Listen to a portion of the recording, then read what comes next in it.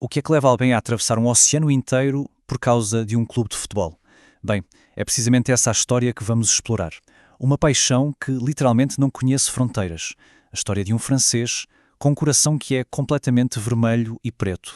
Então, a grande questão é até onde é que se pode ir por algo que se ama? É isso que vamos ver agora, mergulhando na história contada no livro Francesista. Vamos acompanhar a jornada inacreditável de um homem que se apaixonou pelo Brasil, mesmo estando a milhares de quilómetros de distância. E a base para esta nossa conversa é o livro de crónicas do próprio Marcelino Chamoy. Pensem nisto como um diário, um registro super pessoal da história de amor dele com o Flamengo.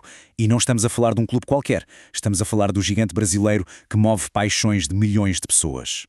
Olha, para se ter uma ideia da profundidade disto tudo, é preciso ouvir as palavras do próprio Marcelino. Ele acredita em reencarnação e tem a certeza absoluta de que numa outra vida a alma dele já era rubro-negríssima. Quer dizer, não é só uma paixão, é algo que ele sente que transcende esta vida, é quase como se estivesse escrito nas estrelas. A pergunta que fica é, como é que uma paixão assim, tão forte, nasce a milhares e milhares de quilómetros do Rio de Janeiro, do Maracanã? É uma boa pergunta, não é? Então vamos a isso. Vamos voltar ao início de tudo para perceber. Tudo começou ali no finalzinho dos anos 90. A culpa, no bom sentido, foi de uns jogadores brasileiros que jogavam em França. Mas o verdadeiro ponto de viragem, o que mudou tudo, foi a internet. A partir de 2005 e depois em 2007, ver os resumos dos jogos do Flamengo na net tornou-se um ritual sagrado para ele, lá na escola. A admiração à distância virou um hábito, uma rotina diária.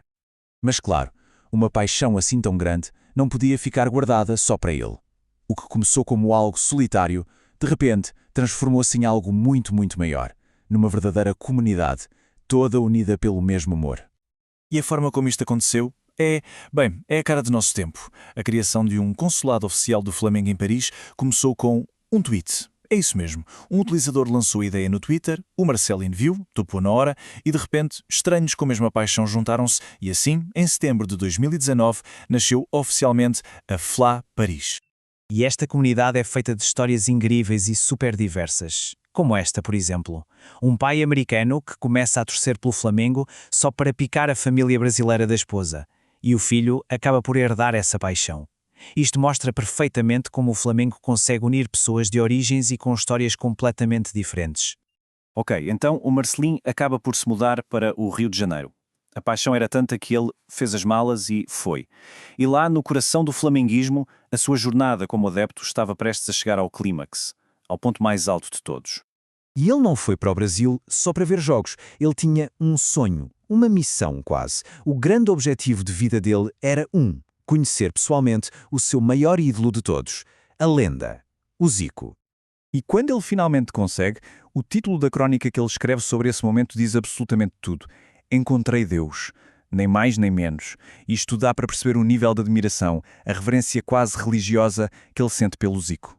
É que para os adeptos do Flamengo, o Zico não é só um grande jogador do passado. Não.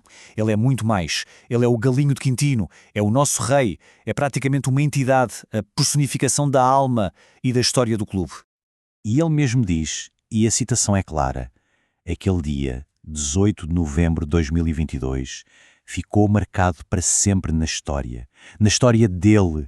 Não foi só um encontro com o ídolo, foi o momento da vida dele.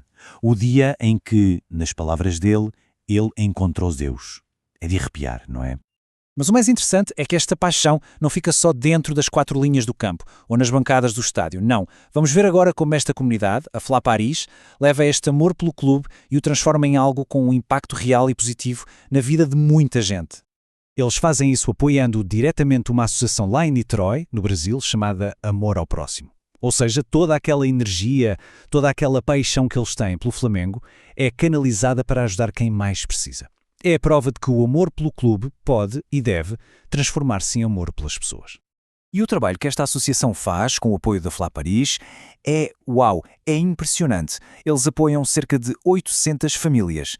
Dão cestas básicas, mas vão muito além.